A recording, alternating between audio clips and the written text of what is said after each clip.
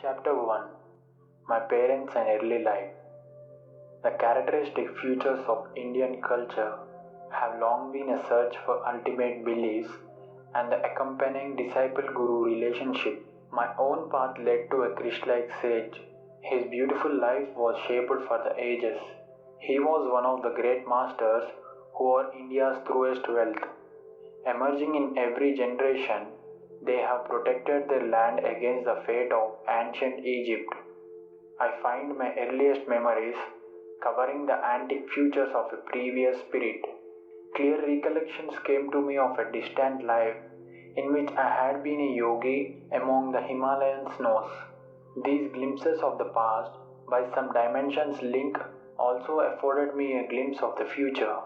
I still remember the helpless humiliations of childhood. I was hardly conscious of being unable to walk and to express myself freely. Prayerful tides arose within me as I realized my bodily weakness. My strong emotional life was mentally expressed in the words of many languages. Amid the inward confusion of tongues, I gradually became habituated to hearing the Bengali syllables of my people. The charming scope of a child's mind, adultly considered to be limited to toys and toes. Psychological chemistry and my unresponsive body brought me to many strong-willed crying spells. I recall the general family, confused at my sorrow, happier memories too crowding on me, and my first attempts at talking and walking. These early victories, usually forgotten quickly, are yet a natural basis of self-confidence. My far-reaching memories are not unique. Many yogis are known to have retained their self-consciousness without interruption by the dramatic transition to and from life and death. If man be solely a body, its loss indeed ends his identity. But if astrologers from the Golden Age declared man is essentially a soul, non-material and omnipresent, although all clear memories of childhood are not extremely rare, during travels in numerous lands, I have heard very early recollections from the lips of truthful men and women. I was born on January 5th, 1893, in Gorakhpur in northeastern India, near the Himalaya mountains. There my first 8 years were passed. We were 8 children, 4 boys and 4 girls. I, Mukundalal Ghosh, was the second son and the fourth child. Father and mother were Bengalis of Kshatriya caste. Both were blessed with saintly nature. Their mutual love, tranquil and dignified, never expressed itself frivolously. A perfect parental harmony was the calm center for the revolving confusion of 8 young lives. Father Bhagavati Charan Ghosh was kind, grave, at times serious. Loving him dearly, we children yet observed a certain distance. An outstanding mathematician and logician, he was guided principally by his intellect, but mother was a queen of hearts and taught us not only through love. After her death, father displayed more of his inner tenderness. I noticed then that his looks often seemed to be converted into my mother's looks. In mother's presence, we children made an early bittersweet connections with the scriptures. Mother would resourcefully summon from the Mahabharata and the Ramayana suitable tales to meet the requirements of discipline. On these occasions, punishment and instruction went hand in hand. As a gesture of respect for father, in the afternoons, mother would dress us children carefully to welcome him home from the office. He held a position similar to that of a vice president in one of India's large companies, Bengal Nagpur Railway. His work involved traveling. Our family lived in several cities during my childhood. Mother held an open hand toward the needy. Father was also kindly disposed, but his respect for law and order extended to the budget. One fortnight mother spent in feeding the poor more than father's monthly income. Father said, "Is that you keep your charities within a reasonable limit?" Even a gentle rebuke from her husband was hurtful to mother. Not hinting to the children at any disagreement, she ordered a taxi. "Goodbye, I'm going away to my mother's home." We broke into astounded lamentations. our maternal uncle arrived opportunely. He whispered to father some sage counsel. After father had made an apology, mother happily dismissed the cab. Thus ended the only trouble I ever noticed between my parents. But I recall a characteristic discussion. Please give me a 10 rupees for a miserable woman who has just arrived at the house. Mother's smile had its own persuasion. Why 10 rupees? One is enough. Father added a justification. When my father and grandparents died suddenly, I had my first experience of poverty. My only breakfast before walking miles to my school was a small banana. Later at the university, I was in such need that I applied to a wealthy judge for aid of 1 rupee per month. He declined, remarking that even a rupee is important. How bitterly you recall the denial of that rupee. Mother's heart had an instant logic. Do you want this woman also to remember painfully your refusal of 10 rupees, which she needs urgently? You will. With the immemorial gesture of demolished husbands, he opened his wallet. Here is a 10 rupee note. Give it to her with my goodwill. Father tended first to say no to any new proposal. I always found father reasonable and evenly balanced in his judgments. If I request my father for a vacation trip or a motorcycle, he would always refuse my wish. Father was a strict disciplinarian to his children in their early years, but his attitude toward himself was a truly Spartan. He never visited the theater, for instance, but sought his recreation in various spiritual practices and in reading the Bhagavad Gita. Shunning all luxuries, he would cling to one old pair of shoes until they were useless.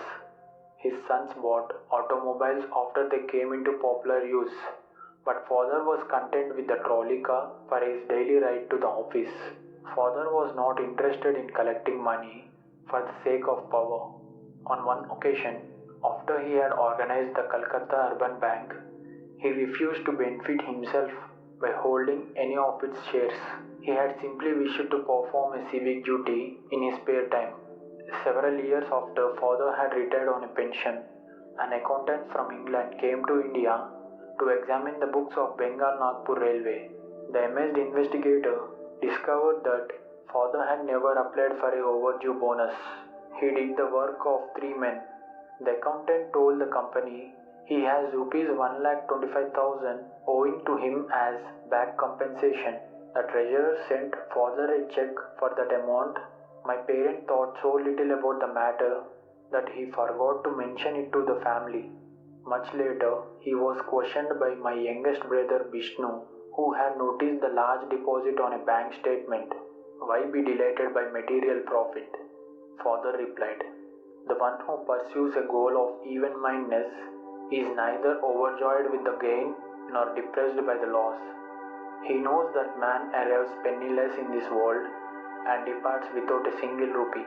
Early in their married life, my parents became disciples of a great master, Lahari Mahasaya of Banaras. This association strengthened father's naturally self-denying temperament. Mother once made a remarkable admission to my eldest sister Roma. Your father and I sleep together as a man and wife only once a year for the purpose of having children. Father met Lahari Mahasya through Abhinash Babu, an employee of a branch line of Bengal Nagpur Railway. Abhinash Babu instructed my young ears with engrossing tales of many Indian saints. He invariably concluded with the tribute to the superior glories of his own Guru. Did you ever hear of the extraordinary circumstances under which your father became a disciple of Lahari Mahasya? It was only a lazy summer afternoon as Abhinash and I sat together in the compound of my home that he put his intriguing question. I shook my head with a smile of anticipation. Years ago, before you were born, I asked my superior officer, that is your father, to give me a week's leave from my office duties in order to visit my guru in Banaras. Your father made fun of my plan. Are you going to become a religious fanatic? He inquired. Concentrate on your office work if you want to forge ahead. Sadly walking home, along a woodland path. That day, I met your father in a palanquin. He dismissed his servants and convenience and fell into step beside me. Seeking to console me, he pointed out the advantages of striving for worldly success. My heart was repeating, Lahari Mahasaya, I cannot live without seeing you. Our path took us to the edge of tranquil field, where the rays of the late afternoon sun were crowning the tall ripple of the wild grass. We paused in admiration. There in the field, only a few yards from us, the form of my great Guru suddenly appeared. Bhagavati, you're too hard on your employee. His voice was resonant in our astounded ears. He vanished as mysteriously as he had came. On my knees I was crying, Lahari Mahasaya, Lahari Mahasaya. For a few moments your father was motionless with shock. Abhinash, not only do I give you a leave, but I give myself leave to start for Banaras tomorrow. I must know this great Lahari Mahasya who is able to materialize himself at will in order to intercede for you. I will take my wife and ask this master to initiate us in his spiritual path. Will you guide us to him? Of course. Joy filled me at the miraculous answer to my prayer and the quick favorable turn of events. The next evening, your parents and I entrained for Banaras. Reaching there on the following day, we took a horse cart for some distance, then had to walk through narrow lanes to my Guru's secluded home. Entering his little parlor, we bowed before the master, enlocked in his habitual lotus posture. He blinked his piercing eyes and leveled them on your father. Bhagavati, you are too hard on your employee. His words were the same as those he had used 2 days before in the grassy field. He added, I am glad that you have permitted Abhinash to visit me and that you and your wife have accompanied him. To their joy, he initiated your parents in the spiritual practice of Kriya Yoga. Your father and I, as brother disciples, have been close friends since the memorable day of the vision. Lahari Mahasaya took a definite interest in your own birth. Your life shall surely be linked with his own. The Master's blessing never fails. Lahari Mahasaya left this world shortly after I had entered it. His picture in an ornate frame always graced our family altar in the various cities to which father was transferred by his office. Many a morning and evening found mother and me meditating before an improvised holy place, offering flowers dipped in fragrant sandalwood paste. With aroma as well as our united devotions, we honored the divinity that had found full expression in Lahari Mahasaya. His picture had surpassing influence over my life. As I grew, the thought of the Master grew with me. In meditation, I would often see his photographic image emerge from its small frame and taking a living form sit before me. When I attempted to touch the feet of his luminous body, it would change and again become a picture. As childhood slipped into boyhood, I found Lahari Mahasaya transformed in my mind from a little image cribbed in a frame to a living, enlightening presence. I frequently prayed to him in moments of trial or confusion, finding within me his solacing direction. At first, I grieved because he was no longer physically living. As I began to discover his secret omnipresence, I lamented no more. He had often written to those of his disciples who were over anxious to see him, why come to view my flesh and bones when I am ever within range of your spiritual sight? At about the age of 8, I was blessed with a wonderful healing through the photograph of Lahari Mahasaya. This experience gave intensification to my love. While at our family estate in Bengal, I was stricken with cholera. My life was despaired of. The doctors could do nothing. At my bedside, Mother frantically motioned me to look at Lahari Mahasaya's picture on the wall above my head. Bow to him mentally. She knew I was too feeble even to lift my hands in salutation.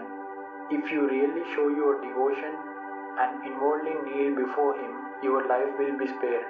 I gazed at his photograph and saw there a blinding light enveloping my body and the entire room. My nausea and other uncontrollable symptoms disappeared. I was well. At once I felt strong enough to bend over and touch mother's feet in appreciation of her immeasurable faith in her guru. Mother pressed her head repeatedly against the little picture. O omnipresent master, I thank you for healing my son. I realized that she too had witnessed the luminous blaze through which I had instantly recovered from a usually fatal disease. One of my most precious possessions is that same photograph, given to father by Lahari Mahasaya himself. It carries a holy vibration.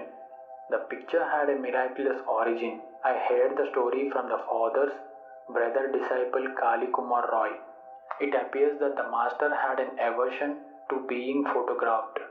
Over his protest, a picture was once taken of him and a group of devotees, including Kali Kumar Roy. It was an amazed photographer who discovered that the plate, which had clear images of all the disciples, revealed nothing more than a blank space in the center, which he had reasonably expected to find the outlines of Lahari Mahasaya. The phenomenon was widely discussed. A student who bought an expert photographer, Gangadhar Babu, boasted that the fading figure would not escape him. The next morning, as the Guru sat in lotus posture on a wooden bench with a screen behind him, Gangadhar Babu arrived with his equipment. Taking every precaution for success, he greedily exposed 12 plates. On each one, he soon found the imprint of the wooden bench and screen, but once again the master's form was missing. With tears and shattered pride, Gangadhar Babu sought out his Guru. It was many hours before Lahari Mahasaya broke his silence with a pregnant comment, I am spirit. Can your camera reflect the omnipresent invisible? I see it cannot. But holy sir, I lovingly desire a picture of your bodily temple. My vision has been narrow. Until today, I did not realize that in you the spirit fully dwells. Come then tomorrow morning, I will pose for you. Again the photographer focused his camera. This time the sacred figure, not cloaked with mysterious imperceptibility, was sharp on the plate. The master never posed for another picture. At least I have seen none. The photograph is reproduced in this book. Lahari Mahasaya's fair features of a universal caste hardly suggest to what race he belonged. The joy of God communion is slightly revealed in his enigmatic smile. His eyes, half open to denote a nominal interest in the outer world, are also half closed, indicating his absorption in inner bliss. He was fully awake at all times to the spiritual problems of seekers who approached for his bounty. Shortly after my healing through the potency of my Guru's picture, I had an influential spiritual vision. Sitting on my bed one morning, I fell into deep reverie. What is behind the darkness of closed eyes? This probing thought came powerfully into my mind. An immense flash of light at once manifested to my inner gaze.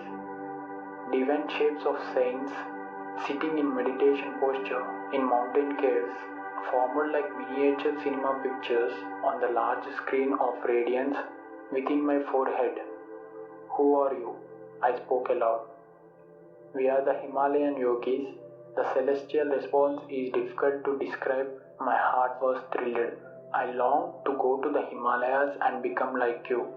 The vision vanished, but the silvery beams expanded in every widening circles to infinity. What is this wondrous glow? I am Ishvara. I am light. The voice was murmuring clouds. I want to be one with you. Out of this slow disappearing of my divine ecstasy, I retrieve a permanent legacy of inspiration to seek God. He is eternal, ever new joy. This memory persisted long after the day of rapture. Another early recollection is outstanding, and literally so, for I bear the scar to this day. My elder sister Uma and I were seated in the early morning under a neem tree in our Gorakhpur compound. She was helping me in my study. What time I would spare my gaze from the nearly parrots eating ripe mangoes of fruit. Uma complained of a boil on her leg and fetched a jar of ointment. I kept a bit of the ointment on my forearm. Why do you use medicine on a healthy arm?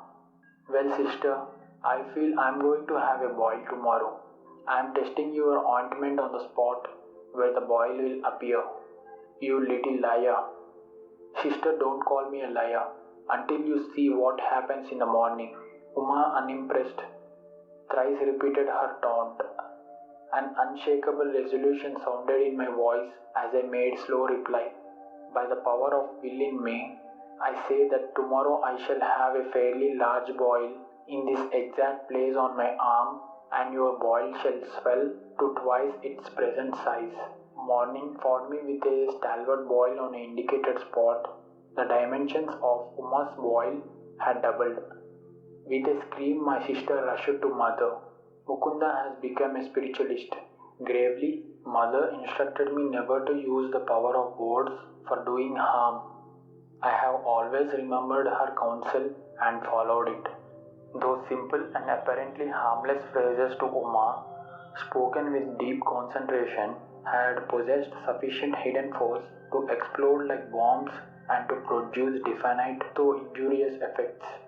I understood later that the explosion vibratory power in such speech could be wisely directed to free one's life from difficulties and thus operate without scare or rebuke.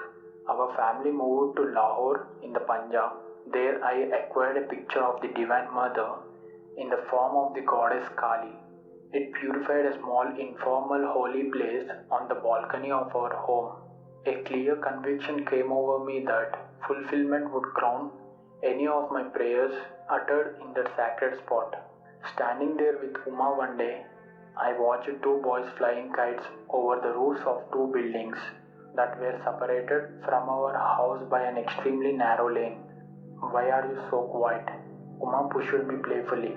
I am just thinking how wonderful it is that Divine Mother gives me whatever I ask. I suppose she would give you those two kites, my sister said. Why not? I began silent prayers for their possession.